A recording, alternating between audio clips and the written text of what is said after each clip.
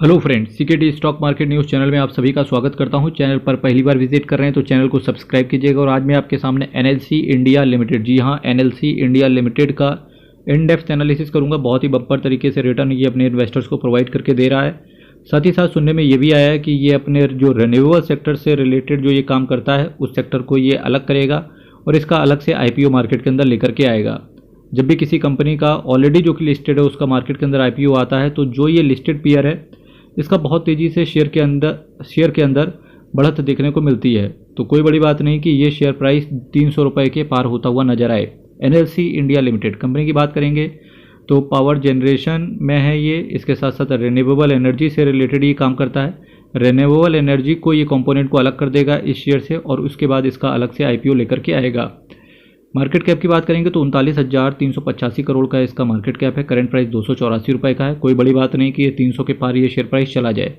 High की बात करेंगे 312 का लगाया, लो की बात करेंगे 106। ऑलमोस्ट 3 गुना का रिटर्न कंपनी ने इन्वेस्टर्स को बना के दिया है। स्टॉक के पीई की बात करेंगे तो वैल्यूएशन बहुत सटीक है, 21 का है।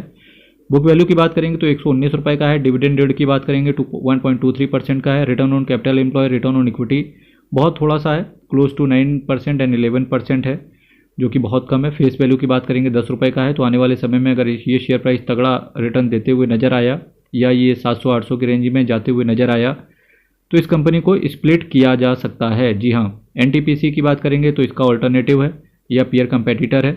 जहाँ एनएलसी इंडिया का जो पीई है वो 21 का है, वहीं एनटीपीसी का केवल 18 का पीई है, यानी कि एनटीपीसी भी इसका ऑल्टरनेट हो सकता है। Adani green, Adani power, Tata power, JSW energy, Adani energy solution, ये कुछ इसके ऑल्टरनेट हैं।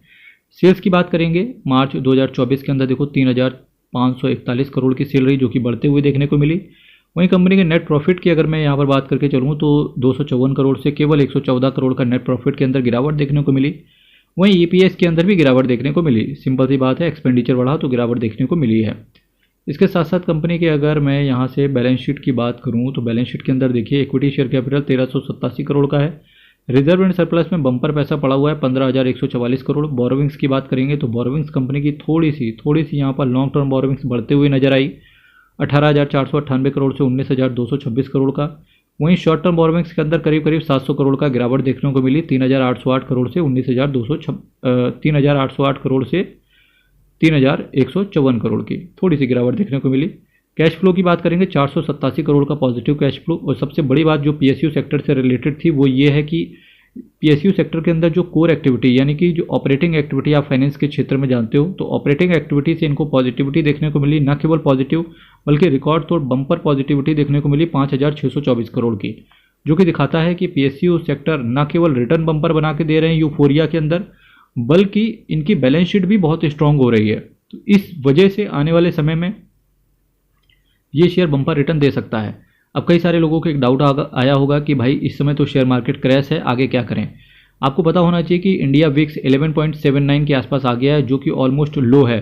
ठीक है, जब भी इंडिया विक्स 10-11 की रेंज पे आता है मार्केट के अंदर एक बम्पर मूव देखने को मिलता है, और जब भी इंडिया विक्स 20 को पार करता है मार्केट के अंदर आपको तगड़ी गिरावट देखने को मिलती है। अब मार्केट के अंदर कभी भी बहुत तेज़ी से एक बुल रन स्टार्ट होगा, जो कि बम्पर रिटर्न 20 से 25% का रिटर्न इन्वेस्टर्स को डिलीवर करके दे जाएगा। होगा कि नहीं होगा ऐसा आई डोंट नो, कुछ कह नहीं सकते मार्केट में कब क्या हो जाए, पर दिवाली से पहले कुछ ना कुछ बम्पर रिटर्न इस साल मार्केट दे करके जाएगा। सिंपल सी बात है कि डायरेक्ट टैक्स कलेक्शन भी बम्पर तरीके से होने वाला है, और जब डायरेक्ट टैक्स कलेक्शन या इनडायरेक्ट टैक्स जब बम्पर कलेक्शन होगा इससे फ़ायदा सीधे इकोनॉमी को होगा। जब इकोनॉमी को फ़ायदा होगा तो इस तरीके के जो पीएसयू कैटेगरीज की कंपनी है या जो मार्केट के अंदर जो आपको शेयर मार्केट के अंदर जो कंपनियां दिखती हैं उनसे बम्पर रिटर्न देखने को मिलेगा। इसका ये भी फायदा होगा कि जो आपके ऊपर जो एक्स्ट्रा बर्डन गवर्नमेंट ने डाला है 2.5% का लॉन्ग टर्म कैपिटल गेन, और शॉर्ट टर्म कैपिटल गेन के अंदर जो एक्स्ट्रा बर्डन 5% का डाला है वो भी कहीं ना कहीं आपको मिटिगेट होते हुए देखने को मिलेगा। ठीक है, तो मार्केट से डरे नहीं। अगर आप म्यूचुअल फंड के अंदर या शेयर मार्केट के अंदर आप एसआईपी करके चल रहे थे तो शांति से एसआईपी करते रहिए।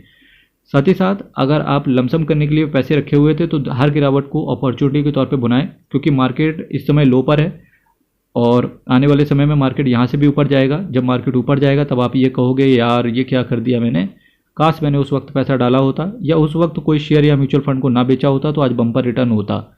तो आप इस तरीके से आगे चल के पछताएं नहीं, इस वजह से थोड़ा थोड़ा करके पैसे डालते रहें। अगर आपको डर लग रहा है तो शांति से एसआईपी करते रहें। अगर आपका कलेजा थोड़ा सा मजबूत है और मार्केट में आपने 15-20 साल देने हैं, आपको छोटी मोटी गिरावट से फ़र्क नहीं पड़ने वाला है। तो एटलीस्ट शांति से मार्केट के अंदर पैसा डिप्लॉय करते रहें। किसी भी specific mutual fund, specific share के अंदर पैसे डालने से पहले एक बार अपने फाइनेंशियल एडवाइजर से जरूर कंसल्ट करें। प्रोमोटर्स की होल्डिंग्स की बात करेंगे तो 72.20% के आसपास प्रोमोटर की होल्डिंग है। एफआईआईज ने कंपनी के अंदर थोड़ा सा स्टेक कम किया है, 2.39% से 2.18%। डीआईएज ने भी कंपनी के अंदर थोड़ा सा स्टेक बढ़ाया है, 13.38% से 13.82%। गवर्नमेंट का स्टेक कंपनी के अंदर बना हुआ है, जो कि स्टेट गवर्नमेंट रही होंगी। प्रमोटर हालांकि सेंट्रल गवर्नमेंट से यानी कि प्रेसिडेंट ऑफ इंडिया ही होते हैं। गवर्नमेंट की बात करेंगे तो 4.31% गवर्नमेंट का स्टेक है। पब्लिक की बात करेंगे 7.48% के आसपास पब्लिक ने शेयर के अंदर पैसे डाल के रखे हुए हैं। पब्लिक ने भी बम्पर पैसा लगाया हुआ है, जो कि 7% के आसपास का है। और पब्लिक फिलहाल मार्च क्वार्टर से जून क्वार्टर की बात करेंगे तो थोड़ा बहुत पब्लिक बेच के गई है। ठीक है, तो ऑल इन ऑल बात करें इस शेयर के से रिलेटेड सारी चीज़ें अच्छी थी और पॉजिटिविटी देखने को ये मिल रही है कि इसका भी आईपीओ अलग से आ सकता है। अगर आपको शेयर होल्डर कैटेगरी के अंदर कोटा चाहिए तो उसके लिए आपके पास एनएलसी इंडिया का एक शेयर होगा, तब आपको शेयर होल्डर कोटा भी मिल जाएगा। अभी डिसाइडेड है नहीं कि कंपनी शेयर होल्डर कोटा देगी कि नहीं देगी। अगर देती है तो आपको इसका बेनिफिट मिलेगा। बेनिफिट तभी मिलेगा एनएलसी इंडिया का जब आपके पास मात्र एक शेयर ही क्यों ना हो। ठीक है, तो इस चीज़ को भी कंसीडर करके चलें। शेयर मार्केट के अंदर मेरे भाई ऐसे ही चलता रहेगा, कभी गिरावट देखने को मिलेगी, कभी खुशियाँ देखने को मिलेंगी। तो बस लगे रहो मार्केट में, कोई दिक्कत वाली बात है नहीं। कोई डाउट लगे यहाँ पर कमेंट करो। इनकम टैक्स फाइलिंग का सीजन चल रहा है और अगर आप ये सर्विसेज हमारे द्वारा भी ले सकते हो, दिए गए व्हाट्सएप नंबर पर अधिक जानकारी प्राप्त कर लेना। बहुत ही मिनिमम कॉस्ट पे आपका आईटीआर फाइल कर दिया जाएगा। चैनल को सब्सक्राइब कीजिएगा। हर हर महादेव, अयप्पा शरणम, हरि शरणम। बहुत बहुत धन्यवाद। जय जगन्नाथ।